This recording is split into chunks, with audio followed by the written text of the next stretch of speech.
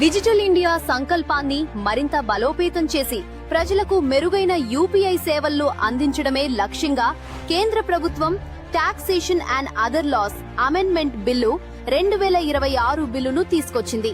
అందులో భాగంగానే ఈ బిల్లు లోక్సభలో ఆమోదం పొందింది. ఈ నేపథ్యంలోనే యూపీఐ ఛార్జీలపై కావాలనే కొందరు అనేక అపోహలు సృష్టిస్తున్నారు. కానీ వాస్తవానికి ఈ బిల్లు ప్రకారం మన రోజువారీ యూపీఐ వాడకానికి ఒక్క రూపాయి కూడా అదనంగా చెల్లించాల్సిన పని లేదు.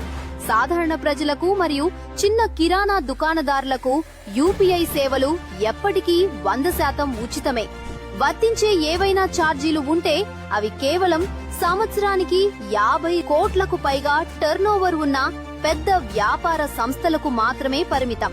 ప్రస్తుతం ప్రతిరోజు దేశవ్యాప్తంగా 55.49 కోట్ల మంది యూపీఐ ఉపయోగిస్తుండగా రాబోయే రోజుల్లో రోజుకు 100 కోట్ల లావాదేవీలు జరిగినా ఎలాంటి సర్వర్ సమస్యలు లేకుండా వేగవంతమైన మరియు సైబర్ దాడులకు తావులేని అత్యంత సురక్షితమైన డిజిటల్ వ్యవస్థను నిర్మించడమే ఈ బిల్లు యొక్క ప్రధాన ఉద్దేశం. పైగా ప్రజలపై రూపాయి భారం పడకుండా డిజిటల్ చెల్లింపుల వ్యవస్థను బలోపేతం చేయడానికి ప్రభుత్వం 1500 కోట్ల ప్రత్యేక నిధులను కూడా కేటాయించింది. కాబట్టి అవాస్తవాలను అస్సలు నమ్మకండి. ఈ బిల్లు ప్రజల హక్కులను, ప్రయోజనాలను కాపాడుతూ మన డిజిటల్ చెల్లింపుల వ్యవస్థను భవిష్యత్తు కోసం మరింత దృఢంగా మార్చడానికి తెచ్చిన ఒక శుభవార్త.